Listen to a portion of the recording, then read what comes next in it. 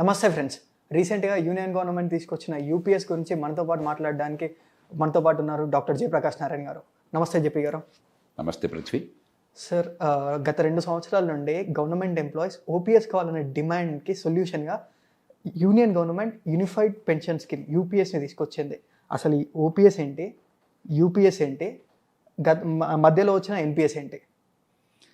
పృథ్వీ, ప్రపంచమంతా కూడా 20వ శతాబ్దం నుంచి మన జీవితకాలం పనిచేస్తే ఏ రంగంలో ఏ వృత్తిలో అయినా సరే వృద్ధాప్యంలో రిటైర్ అవుతాం కదా. మనకు కొంచెం జీవిత భద్రత ఉండాలి. పని చేయలేనప్పుడు సొంత డబ్బులు కొంత పెట్టుకుంటాము, మనం ఒప్పుకున్నంత మేరకు పొదుపు చేస్తాము, ఆస్తులు ఉంటాయి, మనకు పెట్టుబడులు ఉంటాయి. కానీ ఇంతకాలం పనిచేసినందుకు భద్రత కావాలి. అందుకని ప్రపంచమంతా దేశాల్లో ఏం చేశారంటే నెల నెల ఉద్యోగి కొంత, ఉద్యోగం ఇచ్చినటువంటి వాడు కొంత, అది గవర్నమెంట్ కావచ్చు, ప్రైవేట్ రంగం కావచ్చు, తలా కాస్తే పెట్టుకుని పెన్షన్ ఫండ్ అని తయారు చేసి ఆ పెన్షన్ ఫండ్ని పెంచుతూ దాన్ని పెట్టుబడి పెట్టడంతో పెన్షన్ ఫండ్ పెరుగుతూ ఉంటుంది. మీరు బ్యాంకుల్లో పెట్టచ్చు, స్టాక్ మార్కెట్లో పెట్టచ్చు, బాండ్స్లో పెట్టచ్చు, రకరకాలుగా పెడతారు. మనం ఎలాగైతే మన పొదుపు చేసుకునే డబ్బు పెరుగుతూ ఉంటుందో ఇది కూడా అలా పెరుగుతూ ఉంటుంది చక్రవడ్డీతో. ఆ డబ్బు నుంచి వచ్చే ఆదాయాన్ని పెన్షన్గా ఇస్తున్నారు. ఇప్పటిదాకా జరుగుతుంది అది. మన దేశంలో ఏం చేశారు, దాన్ని ఇప్పుడు నేను చెప్పిన పద్ధతిని కంట్రిబ్యూటరీ పెన్షన్ అంటారు. పెద్ద ఆర్థిక వ్యవస్థలు ప్రపంచమంతా ఇదే పద్ధతిని అనుసరిస్తున్నాయి. మనం చెప్పుకునే ప్రతి దేశం అదే అనుసరిస్తుంది. అమెరికా కావచ్చు, బ్రిటన్ కావచ్చు, జపాన్ కావచ్చు, జర్మనీ కావచ్చు, ఫ్రాన్స్ కావచ్చు, స్వీడన్ కావచ్చు, నార్వే కావచ్చు, ఫిన్లాండ్ కావచ్చు, ఇటలీ కావచ్చు, స్పెయిన్ కావచ్చు, అన్ని దేశాలు కూడా ఇదే పద్ధతి, కంట్రిబ్యూటరీ పెన్షన్. ఉద్యోగి యజమాని, ప్రభుత్వానికి ప్రైవేట్ రంగానికి వర్తిస్తుంది. ప్రభుత్వ ఉద్యోగి అయితే ప్రభుత్వ ఉద్యోగి పెట్టుకుంటాడు, ప్రభుత్వం పెట్టుకుంటుంది. ప్రైవేట్ ఉద్యోగి అయితే ఉద్యోగి పెట్టుకుంటాడు, యాజమాన్యం పెట్టుకుంటుంది. మన దేశంలో ఏమైంది, ఆ రకమైన పద్ధతి పెట్టకుండా జీతాలు ఇచ్చేస్తున్నాము. అందులో మన జీతాలు తలసరి ఆదాయంతో పోలిస్తే, దేశ తలసరి ఆదాయంతో పోలిస్తే చాలా ఎక్కువ. మార్కెట్లో ఉన్న జీతం కంటే అదే పనికి ప్రభుత్వంలో 3-4 రెట్లు జీతం ఇస్తున్నాం, 2-3 రెట్లు 4 రెట్లు ఇస్తున్నాం జీతాలు. 20,000 మార్కెట్లో వచ్చేటైతే అదే పనికి ప్రభుత్వంలో 60,000 70,000 ఇస్తున్న సందర్భాలు చాలా ఉన్నాయి. దాంతోపాటు పెన్షన్ కోసం ఒక ఫండ్ ఏమి తయారు చేయకుండా, దానిలో డబ్బులు పెట్టకుండా, ఉద్యోగి కానీ లేదా ప్రభుత్వం కానీ డబ్బులు పెట్టకుండా, రిటైర్ అయిన తర్వాత చాలా భారీగా పెన్షన్ని ఖజానా నుంచి తీస్తున్నారు, పన్నుల డబ్బుల నుంచి. ఇది ప్రభుత్వోద్యోగులకు మాత్రమే వర్తిస్తుంది. ఆ దేశాల్లో సమాజంలో అందరికీ ఉంటుంది. మన దేశంలో ప్రభుత్వోద్యోగులకు మాత్రమే ఈ ఏర్పాటు ఉన్నది. ఆ పెన్షన్ కూడా చాలా భారీగా ఇస్తున్నారు. దాంతో ఏమవుతుంది, ఈవేళ చేసిన పనులకి వచ్చే తరం పెన్షన్ చెల్లించాల్సి వస్తుంది. అలాగే మా ముందు తరం, మా తండ్రులు మా తాతల కాలంలో పనిచేసిన ఉద్యోగులకి ఈవేళ నా పన్ను డబ్బుల నుంచి మీ పన్ను డబ్బుల నుంచి మన పెన్షన్ ఇవ్వాల్సి వస్తుంది. ఈ పెన్షన్ భారం అదే పనిగా పెరిగిపోతుంది. 10 ఏళ్లలో, ఉదాహరణకి జాతీయ స్థాయిలో 2012 నుంచి 2022 దాకా 10 ఏళ్ల కాలంలో 3 రెట్లు పెరిగింది పెన్షన్ భారం. రాష్ట్రాలలో 18 ఏళ్ల కాలంలో, 2004 నుంచి 2025 దాకా 18 ఏళ్ల కాలంలో 11 రెట్లు పెరిగింది. 11 రెట్లు పెరిగింది. 11% కాదు, 11 రెట్లు పెరిగింది. అప్పుడు 100 ఉన్నది 1100 అయింది 18 ఏళ్ల కాలంలో. మొత్తం ప్రభుత్వంలో ఉద్యోగులు ఎంతమంది ఉన్నారు దేశంలో? 3.2%. జాతీయ స్థాయిలో కానీ రాష్ట్ర ప్రభుత్వాల్లో కానీ రైల్వేసు, సైనిక దళాలు కలిపితే కూడా 3.2% దేశంలో పనిచేసేవారిలో. ఈ 3.2% మందికి ప్రభుత్వ ఖజానా నుంచి మొత్తం ఆదాయంలో 18.2% కేవలం పెన్షన్లకు వెళ్తుంది. జాతీయ స్థాయి కానీ రాష్ట్రాలు కానీ కలిపి మొత్తం ప్రభుత్వ ఆదాయంలో 18.2%. ఇది ఓపీఎస్, ఓల్డ్ పెన్షన్ సిస్టమ్. అంటే దానిలోకి ఫండ్ పెట్టకుండా, ఒక ఫండ్ జమ చేయకుండా ఖజానాలోంచి తీసి పెన్షన్లు ఇచ్చేది ఓల్డ్ పెన్షన్ సిస్టమ్. చాలా భారీగా పెన్షన్లు ఇచ్చేది. దాంతో 3.2% జనాభా కాదు, 3.2% మొత్తం వర్కర్స్లో, కార్మికుల్లో, దేశ కార్మికుల్లో 3.2% ప్రభుత్వంలో ఉంటే ఖజానా నుంచి 18.2% వెళుతుంది. ఇతర దేశాల్లో 100కి 100 మంది దాదాపుగా పెన్షన్ పొందుతుంటే, ప్రభుత్వం కానీ ప్రైవేట్ రంగం కానీ, ఆ పెన్షన్కి ముందుగానే ఫండ్ ఉంది, ఖజానా నుంచి డబ్బులు పెట్టడం లేదు. అంటే పన్ను కట్టేవాళ్ళు, వచ్చే తరం పన్ను కట్టేవాళ్ళు పాతకాలం వాళ్ళకి పెన్షన్ వాళ్ళ డబ్బుల నుంచి ఇవ్వట్లా. దానికోసం నిధి జమ అయి ఉన్నది. అది అందరికీ వర్తిస్తుంది, ప్రభుత్వంలో ఉన్న వాళ్ళకి, బయట ఉన్న వాళ్ళకి. ఈ మొత్తం కలిపి కూడా అమెరికాను తీసుకుంటే 15% కంటే తక్కువే రెవెన్యూ నుంచి వెళ్ళట్లా, కానీ రెవెన్యూస్తో పోలిస్తే మొత్తం ప్రభుత్వ ఆదాయాల్లో 15% కంటే తక్కువే మీకు పెన్షన్లకు పోతుంది. మనకి కేవలం 3.2% మందికి 18% పైన పోతుంది. అక్కడ 100% మందికి 15% డబ్బు వెళ్తుంది యుఎస్లో. అలాగే బ్రిటన్లో 100% మందికి పెన్షన్లు వెళ్తుంటే, ప్రభుత్వం ప్రైవేట్ అందరికి కలిపి ఖజానాలో డబ్బులు మనం ఆదాయం తీసుకుంటే 12.6% వెళ్తుంది. అంటే మనకి కొద్ది మందికే చాలా భారీగా ఇవ్వటం చేత, అది కూడా ఖజానా నుంచి వెళ్ళిపోవటం చేత విపరీతంగా డబ్బు ఖజానా నుంచి వెళ్ళిపోతుంది, దానికి పెన్షన్ ఫండ్ లేదు. ఇది ఓపీఎస్. ఇది సాధ్యం కాదు. ఇక 10 ఏళ్లకి 3 రెట్లు పెరిగి 20 ఏళ్లకి 12 రెట్లు పెరిగితే ఏమవుతుంది? కొంతకాలం ఖజానా ఖాళీ అయిపోతాం. ఈ లెక్కలు వేసి ఇక కొంతకాలం పోయాక ప్రభుత్వం స్తంభించిపోతుంది, ఆర్థికంగా పతనమైపోతున్నాము, భవిష్యత్తు నాశనమైపోతుంది గుర్తించాక వాజ్పేయి ప్రభుత్వం ఎన్పిఎస్, నేషనల్ పెన్షన్ సిస్టమ్ పెట్టారు. ఎన్పిఎస్ అంటే ఏమిటి? ఇతర దేశాల్లో ఉన్నట్టుగా ప్రతి నెల ఉద్యోగి, ప్రభుత్వం తలా కాస్త ప్రతి నెల ముందే జమ చేస్తారు. ఆ డబ్బులు ప్రభుత్వ ఖజానా నుంచి బయటకు వెళ్ళిపోతాయి ఏ నెల కానెల. ఇక ప్రభుత్వం చేతుల్లో ఉండవు, ప్రభుత్వం దాన్ని తీసి ఖర్చు పెట్టడానికి అవకాశం లేదు. దాన్ని ఒక ఇండిపెండెంట్ అథారిటీ, ఒక స్వతంత్ర ప్రతిపత్తిగల అథారిటీ ఒకటి దాన్ని ఆ ఫండ్ మేనేజ్ చేస్తుంది. బ్యాంకుల్లో కానీ, లేకపోతే స్టాక్ మార్కెట్లో కానీ, లేకపోతే బాండ్స్లో కానీ దాన్ని పెట్టుబడి పెడుతుంది. దాని నుంచి డబ్బు పెరుగుతూ ఉంటుంది, ఆదాయం వస్తూ ఉంటుంది. ఆదాయం నుంచి భవిష్యత్తులో పెన్షన్లు వెళ్తాయి. 2004 నుంచి కొత్తగా ప్రభుత్వంలో చేరిన వాళ్ళకి ఇది వర్తింపజేశారు. అంతకుముందు ఉన్న వాళ్ళకి పాత పెన్షన్ పద్ధతి కొనసాగుతుంది. ఎందుకంటే అంతకుముందు 2004 ముందు 2003లో వారు గవర్నమెంట్లో చేరారనుకోండి, ఇంకొక 30-35 ఏళ్ళు ఉంటారు కదా. అంటే 2035 దాకా వాళ్ళు గవర్నమెంట్లో ఉంటారు సగటున. 2035 దాకా రిటైర్ అయ్యే వాళ్ళందరికీ పాత పెన్షన్ పద్ధతే. రిటైర్ అయిన తర్వాత 20-30 ఏళ్ళు ఉంటారుగా, పాత పెన్షన్ పద్ధతి. అంటే 2055-2060 దాకా వాళ్ళకి పాత పెన్షన్ వస్తూనే ఉంటుంది. కానీ ఏమవుతుంది, 2004 నుంచి వచ్చిన వాళ్ళకి, కొత్తగా చేరిన వాళ్ళందరికీ ఈ కొత్త పెన్షన్ పద్ధతి పెట్టడంతో ఈ డబ్బు జమ అవుతూ ఉంటుంది. వాళ్ళు రిటైర్ అయ్యేది 2038-39 రిటైర్ అవుతుంటారు. అప్పటి నుంచి ప్రభుత్వానికి భారం తగ్గుతూ ఉంటుంది. 2060 నాటికి బహుశా ప్రభుత్వానికి ఖజానా నుంచి, మన పన్నుల డబ్బుల్లోంచి పెన్షన్ డబ్బులు వెళ్ళాల్సిన అవసరం ఉండదు. ఆ జమ అయిన డబ్బుల్లోంచి పెన్షన్ అవుతుంది. అది NPS, national pension system, contributory pension scheme.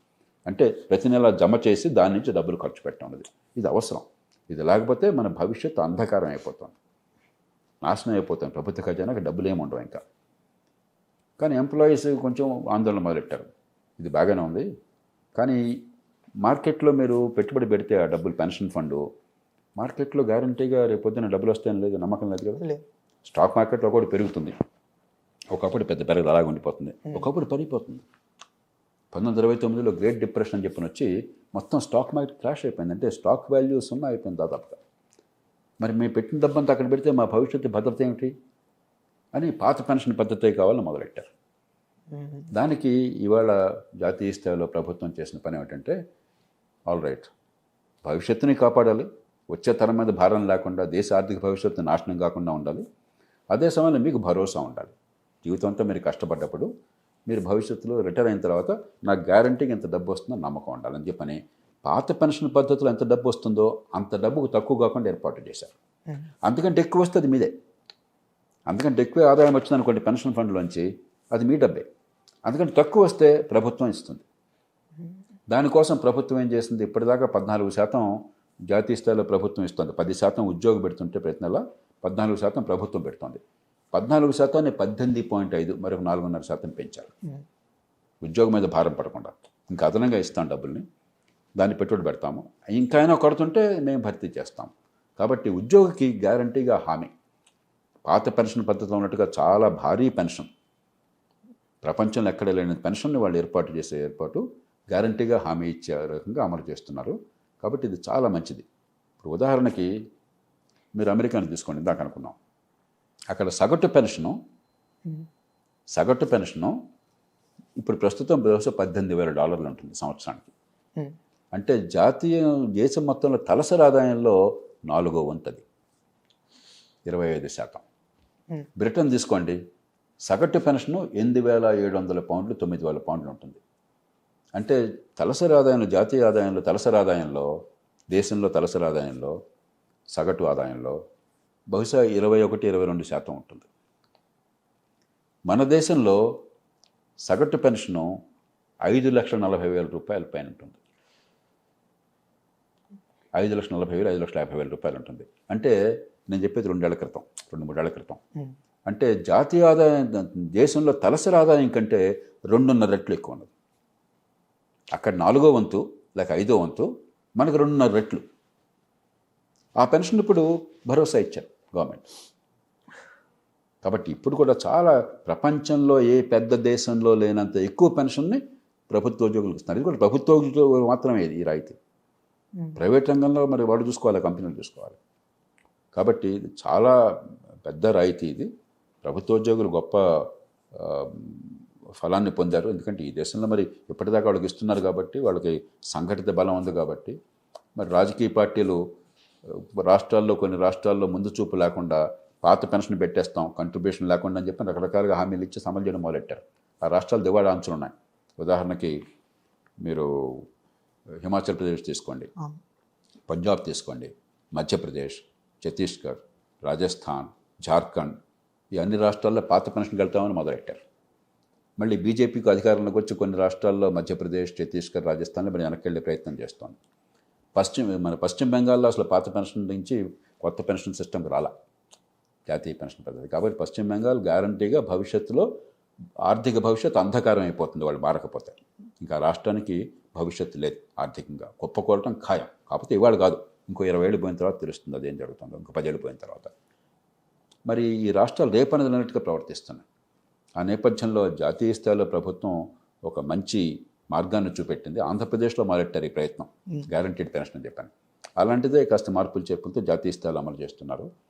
మనం ఇవాళ ఆర్థిక క్రమశిక్షణ పాటించకపోతే, భవిష్యత్ తరం కోసం అని చెప్పని మనం మరి వాళ్ళ మీద భారం పడకుండా పెన్షన్ క్రమక్రమంగా తగ్గించకపోతే ఇక దేశ భవిష్యత్తు పూర్తిగా అంధకారం అవుతుంది. ఇప్పటికి కూడా నేను మళ్ళీ చెప్తున్నా, 2060 దాకా ప్రభుత్వ ఖజానా నుంచి పాత ఉద్యోగులందరికీ, ఇప్పుడు ఉద్యోగంలో ఉన్న వాళ్ళకి, రేపు ఇప్పటికే రిటైర్ అయిన వాళ్ళకి, వీళ్ళందరికీ పెన్షన్లు పాత పద్ధతిలోనే ఖజానా నుంచి వెళ్తాయి. కానీ 2038-37 ప్రాంతం నుంచి క్రమక్రమంగా ఖజానా మీద భారం తగ్గి ఈ పెన్షన్ ఫండ్లోంచి పెన్షన్ వెళ్తుంది. దానికోసం, అంటే భవిష్యత్తును కాపాడడం కోసం. ఈవేళ కావాల్సిన డబ్బు మనం పెట్టేసి రేపటి మీద భారం పడకుండా. అలా కాకుండా భవిష్యత్తు మీద భారం పెడితే కొంతకాలం పోయాక మీకు అసలు డబ్బులేం మిగలవు. ఇప్పటికే దాదాపు అన్ని రాష్ట్రాలు, కొన్ని మినహాయిస్తే 2-3 రాష్ట్రాలు మినహాయిస్తే, మీకు జీతాలు, పెన్షన్లు, వడ్డీ డబ్బులు, సంక్షేమ పథకాలు కలిస్తే మీ ఆదాయం కంటే చాలా దాటిపోయి విపరీతంగా అప్పులు చేస్తున్నారు, ఆస్తులు పెంచకుండా. జాతీయ స్థాయిలో కూడా అట్లాగే ఉంది. ఈ 4 కలిపితే అప్పుల భారం చాలా పెరిగిపోయింది. దాంతోపాటు జాతీయ స్థాయిలో అంటే రాష్ట్రాలకు డబ్బులు బదిలీ చేస్తారు పెద్ద ఎత్తున. ఆ కారణంగా జాతీయ స్థాయిలో కూడా చాలా పెద్ద ఎత్తున అప్పు చేయాల్సి వస్తుంది, రోజువారీ ఖర్చులు. కాబట్టి జాతీయ స్థాయిలో క్రమశిక్షణ పాటిస్తున్నారు. గత 2-3 ఏళ్ల నుంచి తగ్గించే ప్రయత్నం చేస్తున్నారు. ఇది కొనసాగితే 2-3 ఏళ్లలో అక్కడ జాతీయ స్థాయిలో ఈ లోటు ఉండదు. కానీ చాలా రాష్ట్రాలు ప్రమాదం అంచులు ఉన్నాయి. కాబట్టి మనం ఈ పద్ధతిని తీసుకొచ్చి ఖర్చుని అదుపు చేసి మరి డబ్బు పెట్టుబడులు ఎక్కువ పెట్టి వచ్చే తరాన్ని కాపాడాలి. సార్, మీరు ఇంతకుముందు చెప్తున్నప్పుడు 18.5% ఇప్పుడు యూనియన్ గవర్నమెంట్ ఇవ్వబోతుంది. అదే ఎంప్లాయీ మాత్రం అదే 10% కాంట్రిబ్యూట్ చేస్తారు. సార్, ఈ ఎక్స్ట్రా 4.5% ఎంత గవర్నమెంట్ మీద ఎంత ఎక్స్పెండిచర్ అవ్వబోతుంది? అంటే వాళ్ళు ఈ సంవత్సరానికి చెప్పారు, ఈ సంవత్సరానికి ఒక 8-9 వేల కోట్లు అదనంగా పడుతుందని చెప్పన్నారు. వచ్చే సంవత్సరం నుంచి ఇప్పుడు జాతీయ స్థాయిలో దాదాపుగా ఒక 5 లక్షల కోట్ల రూపాయలు మీకు మొత్తం జీతాల బాడిన ఉంటుంది. 5 లక్షల కోట్ల రూపాయల్లో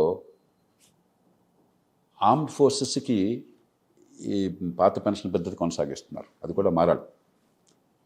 అది మినహాయిస్తే బహుశా 3.5 లక్షల కోట్లు ఎంత ఉండొచ్చు నేను అనుకుంటున్నాను. ఆర్మీ జీతాలు పక్కన పెట్టేస్తే 3.5 లక్షలు, నేను అందాజుగా చెప్తాను. 3.5 లక్షల కోట్ల రూపాయలు 4.5% పెట్టండి అంటే 14-15 కోట్ల రూపాయలు అంటే ఈ సంవత్సరానికి ప్రస్తుతానికి 8-9 వేల కోట్లు అంచనా వేశారు. కానీ ఏడాదికి బహుశా 14-15 వేల కోట్ల రూపాయలు అదనంగా భారం పడుతుంది. సార్ మీరు ఇంతకుముందు మాట్లాడుతున్నప్పుడు ఆల్రెడీ చాలా వరకు రాష్ట్రాలు వాళ్ళ సొంత ఓన్ ఎక్స్పెండిచర్కే బయట నుండి అప్పులు తీసుకొస్తున్నారు పెన్షన్స్కి, శాలరీ ఇవ్వడానికి, తీసుకున్న అప్పులకి ఇంట్రెస్ట్ కట్టడానికి. అట్లాంటి పరిస్థితుల్లో ఒక్కో రాష్ట్రం తర్వాత రాష్ట్రం అలా అవుతూ ఉంటే మన తెలుగు రాష్ట్రం మన ఏపీని చూస్తే అలాంటి రాష్ట్రాల్లో ఒక పాయింట్ తర్వాత పెన్షన్ ఇవ్వగలరంట. జీతాలు కూడా ఇవ్వలేరు, పెన్షన్లు కాదు. ఇప్పుడు రాష్ట్రం అప్పుల భారం 20% రాష్ట్ర జిఎస్డిపిలో ఉండాలని చెప్పని ఒక ప్రమాణం. మన ఎఫ్ఆర్బిఎం చట్టం అని ఉంది. అంటే ఆర్థిక క్రమశిక్షణ పాటించడం కోసం చట్టం చేసుకున్నాం మనం. అది కొన్ని రాష్ట్రాలు బాగా పాటిస్తున్నాయి. ఉదాహరణకి బ్రహ్మాండంగా ఒరిస్సా పాటిస్తున్నది. అట్లాగే ఇటీవల దాకా కర్ణాటక పాటించింది.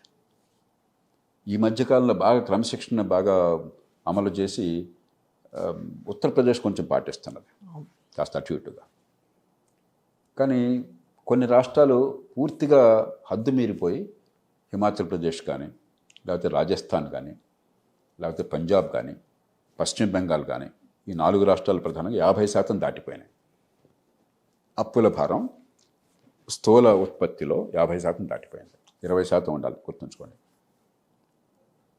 ఆంధ్రప్రదేశ్ ఇటీవల గవర్నమెంట్ ఇచ్చిన లెక్కల ప్రకారం, ఆ లెక్కలు వాస్తవమైనట్టయితే, వాళ్ళు చేసిన అప్పులు కానీ లేకపోతే చెల్లించాల్సిన బకాయిలు కానీ, అది అప్పుల రూపంలో కనిపించదు కానీ, ఎందుకంటే ఇంకా ఖర్చు పెట్టలేదు కదా, కానీ బకాయిలు ఉన్నాయి, ఖచ్చితంగా డబ్బులు ఇవ్వాలి. ఇవి కలిపితే 9,72,000 కోట్ల రూపాయలు చెప్తున్నారు. అంటే 68% వచ్చేసింది. 14 లక్షల కోట్ల జిఎస్డిపిలో, రాష్ట్ర స్థూల ఉత్పత్తిలో బహుశా దేశంలో అత్యధికం కావచ్చు రికార్డు ఇది. మరి ఈ సంవత్సరం మీరు చూస్తే బడ్జెట్లో వారు ఇచ్చిన లెక్కల ప్రకారమే 94,000 కోట్ల రూపాయల లోటు కనిపిస్తోంది. దానిలో 75,000 కోట్లు అప్పు చేస్తామని చూపెట్టారు. మరొక 19,000 కోట్ల రూపాయలు అయినా కూడా లోటు తీరదు అని చెప్పంటున్నారు. 94,000 కోట్లు అంటే మీకు వచ్చే ఆదాయం కంటే, ఆదాయం అంటే ఢిల్లీ నుంచి మీకు వచ్చే నిధులతో సహా కలిపి ఆదాయం కంటే ఖర్చు 94,000 కోట్లు ఉంది. అంత పెట్టినా కూడా డబ్బు ఎక్కడి నుంచి అని దేవుడు ఇచ్చాడు అనుకున్నా కూడా ఇంకో 1,30,000 కోట్ల రూపాయల బకాయిలు ఉన్నాయి. అంటే ఒక అసాధారణమైనటువంటి సంక్షోభం కొన్ని రాష్ట్రాల్లో ఇప్పటికే వచ్చేస్తుంది. అలాంటి పరిస్థితులు ఇంకా మీకు జీతం ఎక్కడ ఇస్తారు, మరియు పెన్షన్ ఎక్కడ ఇస్తారు? జీతమే రాదు, డబ్బులు ఉండాలి కదా ఇవ్వడానికి. మూతపడిపోతుంది కంపెనీ. మూతపడింది అనుకోండి, ఏమవుతుంది? బ్యాంక్రప్ట్ అయిపోతే జీతాలు ఎక్కడి నుంచి వస్తాయి? కంపెనీలు అయితే లిక్విడేషన్లో పెడతారు వెంటనే. దానికి ఏదో వేరే రెగ్యులేటరీ సంస్థ, నియంత్రించే సంస్థలు ఉంటాయి, వాళ్ళు చూసుకుంటారు. కొన్నేళ్ళు పడుతుంది. ఉన్న ఆస్తులు అమ్మేస్తారు, దానిలో ఉన్న మేరకు ఉద్యోగులు జీతాలు ఇస్తారు, మిగతాది లేదంటే లేదు దాన్ని పెట్టేస్తారు. మరి ప్రభుత్వం కూడా అలా చేయాలని చెప్పంటే ఒక ఆర్థిక ఎమర్జెన్సీ అవుతుంది, అత్యవసర పరిస్థితి. రాజ్యాంగంలో ఏర్పాటు ఉన్నది. ఒక పరిస్థితి దాటాక ఆర్థికంగా నడపడం సాధ్యం కాకపోయినట్టయితే జాతీయ స్థాయిలో ప్రభుత్వం ఆ పరిస్థితిని బట్టి ఆర్థిక ఎమర్జెన్సీ విధించాలి. అప్పుడేమవుతుంది? ఖర్చు ప్రతి కూడా జాతీయ స్థాయికి వెళ్ళిపోతుంది, రాష్ట్రం చేతుల్లో ఉండదు. అలాంటి అసాధారణ పరిస్థితి వస్తే ఖర్చు తగ్గించడం కోసం చెప్పని జీతాలు పెన్షన్లు తగ్గించేటువంటి అధికారం జాతీయ స్థాయిలో, అధికారము బాధ్యత రాష్ట్రపతికి ఉన్నాయి. మరి క్రమక్రమంగా కొన్ని రాష్ట్రాలు ఆ స్థాయికి వచ్చేస్తున్నాయి. ఎందుకంటే ఇప్పుడు డబ్బు లేదు, ఖర్చు ఉంది, ఏం చేస్తారు మీరు? ఇంకో మార్గం లేదు. ఇలాంటి పరిస్థితికే శ్రీలంక వెళ్ళింది, వెనిజువేలా వెళ్ళింది, చాలా సంపన్న దేశం అనుకున్నారు, జింబాబ్వే వెళ్ళింది. ఆర్థిక వ్యవస్థ కుప్పకూలిపోయింది. కొన్నేళ్ల పాటు మరి ఆ దేశంలో ప్రజలు నరకం చూశారు. పేదరికం పెరిగిపోయింది, పెట్టుబడులు స్తంభించిపోయినాయి.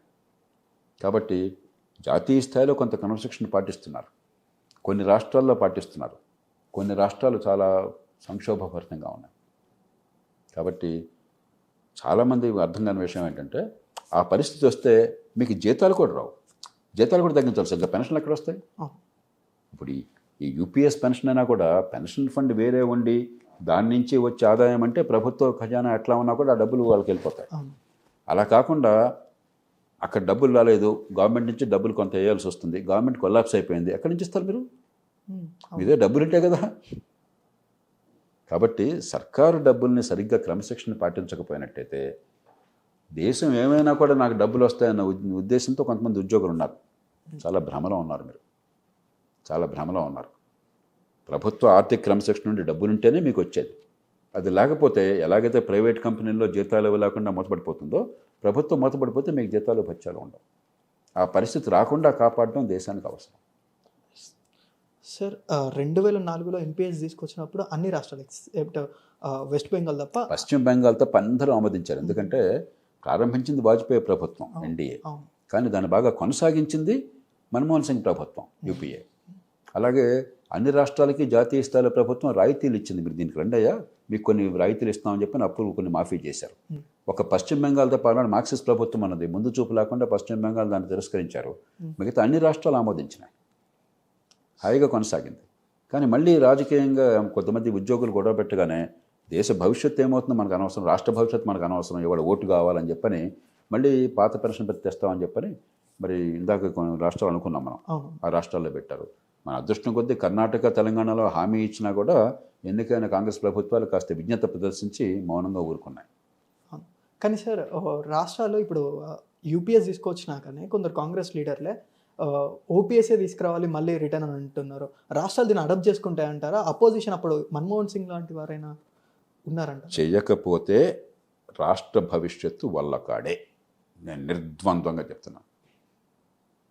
ఇన్నేళ్ల ప్రజాజీవనంలో నా నోటి నుంచి ప్రజల్ని మోసపుచ్చే మాట ఒక్కటి రాలేదు. ఇవన్నీ అంకెలతో వివరాలతో చెప్తున్నాను. మాకు భవిష్యత్తు అవసరం లేదు, ప్రజలంతా కూడా పేదరికంలో మగ్గిపోనివ్వండి, కానీ కొద్దిమంది ప్రభుత్వోద్యోగులను ఎత్తించుకోవటం మా బాధ్యత. దానికోసం రాష్ట్ర భవిష్యత్తు నాశనం చేస్తామని మీరు అనుకున్నట్టయితే రాష్ట్ర భవిష్యత్తు వల్లకాడే. ఆ పరిస్థితి వస్తే ఆర్థిక ఎమర్జెన్సీ అనివార్యం. ఆ పరిస్థితి వస్తే ఖర్చంతా కూడా జాతీయ స్థాయి బాధ్యత అవుతుంది. ఆ పరిస్థితి వస్తే జీతభత్యాలు ఆగిపోతాయి. నేను చెప్పేది 100% తథ్యం. కాబట్టి రేపేమైతే నాకేముంది, ఇవాళ మాత్రం ఏదో తమాషాలు చేస్తానని చెప్పి అన్నట్టయితే మనం దేశ భవిష్యత్తుని సమాధి చేస్తున్నాం, వచ్చే తరాన్ని నాశనం చేస్తున్నాం, మన వేళ్లతో మన కళ్ళు పొడుచుకుంటున్నాం. సార్ మీరు చెప్పినట్టు 3.2% of work force government employees, కానీ మన దేశంలో దాదాపుగా 90% ఆఫ్ వర్క్ ఫోర్స్ అన్ఆర్గనైజ్డ్. వాళ్ళ సంగతి ఎవరు పట్టించుకోవట్లా, వాళ్ళకి భద్రత అంటే ఎవరు పట్టించుకోవట్లేదు. ఇప్పుడు పేదలకు కొంతమందికి కొంచెం కొన్ని రాష్ట్రాలు గణనీయమైన సంఖ్యలో చిన్న చిన్న అమౌంట్ పెన్షన్ వస్తుంది. జాతీయ స్థాయి నుంచి 1000 అంత వస్తుంది అనుకుంటప్పుడు మిగతా రాష్ట్రాలు కలుపుకుంటున్నాయి. చాలా రాష్ట్రాలు 2000 అంత ఇస్తున్నారు, 1500, 2000. కొన్ని రాష్ట్రాల్లో మనకి 3000, ఈ మధ్య 4000 దాకా చేశారు ఆంధ్రప్రదేశ్లో. అంతే తప్ప నెలకి అంత తప్ప వాళ్ళకి వేరేది లేదు. ఇక ఆ పేదరికంలో కూడా రాకుండా ఉన్నారు అనుకోండి, అసంఘటితంగా ఉన్నారు అనుకోండి, వాళ్ళకి పెన్షన్ లేదు, పోలేదు. ఏమన్నా పెట్టుబడులు పెట్టుకుంటే, వాళ్ళు ఏమన్నా పొదుపు చేసుకుంటే వాళ్ళు బతుకుతారు, చిన్న ఆస్తి ఉంటే బతుకుతారు, లేకపోతే లేదు. That's all. ఇంత దుర్భరమైన దారిద్ర్యం ఉన్న దేశంలో 195 మందికి ఏ ఠికానా లేదు. మరి దేశ సంపద అంతా కూడా మాకే కావాలని కొంతమంది కోరుకుంటే దేశం ఏమవుతుంది? అది కూడా భవిష్యత్తు అనేది లేకుండా భవిష్యత్తు నుంచి డబ్బులు తింటే మొదలైతే భవిష్యత్తు ఏమవుతుంది? మన పిల్లలు ఏమవుతారు? మన దేశ సంస్కృతి ఏమిటి? మన కుటుంబాల సంస్కృతి ఏమిటి? ఎంత పేదరికంలో ఉన్నా, ఏ కులంలో ఉన్నా, ఏ మతంలో ఉన్నా, నేను నా పిల్లల భవిష్యత్తును దోచిపెట్టను. నేను ఉన్న దాంట్లో పొదుపు చేస్తాను. నేను కావాలంటే నా అవసరాలు చంపుకుంటాను, కావాలంటే ఆకలికి మాడతాను, కానీ నా పిల్లలకి జాగ్రత్త చేస్తాను. ఇది మన సంప్రదాయం, మన సంస్కృతి. అలాంటిది నా పిల్లలు చచ్చినా పర్లేదు, వాళ్ళకి ఏం లేకపోయినా పర్లేదు, అంతా నేను తింటానని చెప్పి అనుకుంటారు. తల్లిదండ్రుల వల్ల గౌరవిస్తారా? అదే మన సమాజం లక్ష్యం. మన సంస్కృతి అది కాదు కదా. హిందువైనా, ముసల్మాన్ అయినా, పట్టణమైనా, గ్రామమైనా, చదువున్నా లేకపోయినా, డబ్బున్నా లేకపోయినా, పిల్లల కోసం త్యాగాలు చేయటం మన దేశ సంప్రదాయం. ప్రభుత్వంలో పిల్లల్ని త్యాగం చేయమంటున్నాం ఈవేళ కోసం. అది ఎట్లా అవుతుంది? అది మన దేశ సంస్కృతి కాదు. దాన్ని మనం ఏ రకంగానూ ఒప్పుకోకూడదు. By the end of the day ఇది ప్రభుత్వాలకో ప్రభుత్వ ఉద్యోగులకో కాదు, బర్డెన్ లాస్ట్కి వచ్చి పడేది భవిష్యత్తు తరాల మీద. అంతేకాదు, ఇప్పుడు చాలా గొప్ప జనరస్ పెన్షన్ ఇస్తున్నాం. ఇప్పుడు ఈ యూపీఎస్తో చాలా ఇప్పటికి కూడా ప్రపంచంలో ఎక్కడా లేనంత జనరస్ పెన్షన్, చాలా ఉదారమైనటువంటి పెన్షన్ని ఏర్పాటు చేస్తున్నాం. ప్రపంచంలో ఏ పెద్ద దేశంలో లేదు, మళ్ళీ చెప్తున్నాం, ప్రపంచంలో ఏ పెద్ద దేశంలోనూ లేదు, ఏ గణించదగ్గ ఆర్థిక వ్యవస్థలోనూ లేదు ఇంత జనరస్ పెన్షన్. అక్కడ ఆ దేశాల్లో తలసరి ఆదాయంలో 25%, 23%, 20% వస్తుంటే మనకి తలసరి ఆదాయానికి 2-3 రెట్లు వస్తుంది ఉద్యోగికి పెన్షన్ రూపంలోనే. ఆ పైన మరి మీ డబ్బు మీకు ఉంటుంది, మీరు పొదుపు చేసుకుంటారు, మీకు ఆస్తులు సంపాదించుకుంటారు, మీ దగ్గర నుంచి ఆదాయం వస్తుంది. అంచేత ఈ దేశంలో మన డబ్బు అత్యధిక భాగం పెట్టుబడులకు వెళ్ళాలి, ఆర్థిక వ్యవస్థ పెరగడానికి వెళ్ళాలి, సంపద పెంచడానికి వెళ్ళాలి, ఉపాధి కల్పనకు వెళ్ళాలి, పేదల ఆదాయం పెరగడానికి వెళ్ళాలి, పేదలకు మంచి ప్రమాణాల చదువు కోసం వెళ్ళాలి, ఆరోగ్యం కోసం వెళ్ళాలి, నైపుణ్యం కోసం వెళ్ళాలి, పెట్టుబడుల కోసం వెళ్ళాలి, మరుగు సదుపాయాల కోసం వెళ్ళాలి, ఆర్థిక ప్రగతి కోసం వెళ్ళాలి, ఆదాయాల పెంపు కోసం వెళ్ళాలి. అంతేగాని రోజువారీ ఖర్చుల కోసం వెళ్ళిపోతే దేశం భవిష్యత్తు ఏమవుతుంది? రేపన్నది లేకుండా ఉంటే ఎట్లా? సార్, గతంలో ఓపీఎస్ కోరుకున్న ఎంప్లాయీస్కైనా ఇప్పుడు ఇంకా ఓపీఎస్ కావాలంటున్న ఎంప్లాయీస్కైనా మీరేం చెప్తారు? కొండనాలికి మందేస్తే ఉన్నాళ్ళు గుడిపోకుండా చూసుకోండి. ఒక గొప్ప వరాన్ని ప్రభుత్వం ప్రకటించింది, రాష్ట్రాలు కూడా ఈ పని చేయాలి. ఒకప్పుడు ఈ దేశంలో రాజకీయ పార్టీల మధ్య ఏకాభిప్రాయం ఉండేది. అంటే వాళ్ళు తమ అధికారం కంటే దేశాన్ని ఎక్కువగా ప్రేమించారు. ఒక వాజ్పేయి ప్రభుత్వం కానీ మన్మోహన్ సింగ్ ప్రభుత్వం కానీ వాళ్ళు దేశ భవిష్యత్తుతో చెలగాటం వాళ్ళ దేశ భవిష్యత్తును తాకట్టు పెట్టే ప్రయత్నం చేయాలి. ఇటీవల కాలంలో దురదృష్టం కొద్దీ మీరు అధికారంలో ఉంటే మీరు ఏం చేసినా ఏం చెప్పినా నేను వ్యతిరేకిస్తాను, నేను అధికారంలో ఉంటే నేను ఏం చేసినా ఏం చెప్పినా మీరు వ్యతిరేకిస్తారు. ఈ ధోరణి బాగా పెరిగిపోయింది. రేపన్నదని లేకుండా అంకెలు స్పష్టంగా కనిపిస్తున్నాయి, దీనిలో ఏం రహస్యం లేదు, అందరికీ తెలుసు. అవంటి వాటితో సంబంధం లేకుండా కొన్ని పార్టీలు వాళ్ళు ప్రభుత్వంలో ఉండగా చేసిన మంచి పనులు కూడా పూర్తిగా పక్కన పెట్టి దేశం సర్వనాశనం పర్లేదు, ఈ పూట అధికారం రావాలా, ఈ పూట కొంతమందిలో చప్పట్లు కొట్టించుకోవాలన్న రీతిలో ఉన్నారు. ఇది దేశానికి ఆత్మహత్యా సదృశ్యం. మన వేళ్లతో మన కళ్ళు పొడుచుకుంటాం. ఇది క్షమార్హం కాదు, సాధ్యమైంది కాదు. చివరికి ఉద్యోగులకు జీతభత్యాలు మొత్తం పోతాయి. కొన్నాళ్ళ కోసం గాలం వేస్తే ఉన్ననాలు కూడిపోయే ప్రమాదం ఉన్నది. చివరికి డబ్బులు లేక రాష్ట్రాలు దివాళా తీసి ఉన్నది కూడా పోతుంది. అదే కావాలంటే దేశం నాశనం అవుతుంది, మీ భవిష్యత్తు అంధకారం అవుతుంది. అది మంచిది కాదు. ఈ దేశ ప్రజల్ని ప్రేమించే మనుషులంగా మనం, మన భవిష్యత్ తరానికి మంచి మార్గం చూపెట్టాల్సిన మనుషులంగా మనందరికీ కూడా మన ప్రతి మనిషికి గొప్ప వరం. మనం చేయాల్సిన పని ఏంటంటే, మన బాధ్యత ఏంటంటే, నా తర్వాత తరం నాకంటే గొప్పగా బతకాలి, నా తర్వాత తరానికి నేను వారసత్వంగా మరింత సంపన్నమైనటువంటి సమాజాన్ని ఇవ్వాలి. అంతేగాని సమాజాన్ని నేను పూర్తిగా దోచుకుని పేదరికాన్ని తర్వాత తరానికి ఇస్తే అది ఏ తరానికి కూడా గర్వకారణం కాదు. మానవ జాతి గొప్పతనం ఏంటంటే ప్రతి తరం తర్వాత తరానికి పంచిపెట్టింది, ప్రతి తరం అంత ముందు తరం కంటే ఎక్కువ ఎదిగింది. అది మన బాధ్యత. అన్నిటికంటే ప్రధానమైన కర్తవ్యం మన కుటుంబంలో కావచ్చు, మన సమాజంలో కావచ్చు, మన దేశంలో కావచ్చు. నా తర్వాత తరం నాకంటే ఎక్కువ అనుభవించాలి, ఎక్కువ ఆనందాన్ని పొందాలి, ఎక్కువ స్వేచ్ఛను అనుభవించాలి, ఎక్కువ సంపద పొందాలి. అలా కాకుండా అంతా నేనే బాగుకోవాలి, తర్వాత తరం చచ్చిపోయినా నాకు అభ్యంతరం లేదు అనుకుంటే అది మానవాళి సంస్కృతి కాదు. అది మనం ప్రకృతికి విరుద్ధంగా ప్రవర్తిస్తున్నాం. Thank you sir. Thank you friends.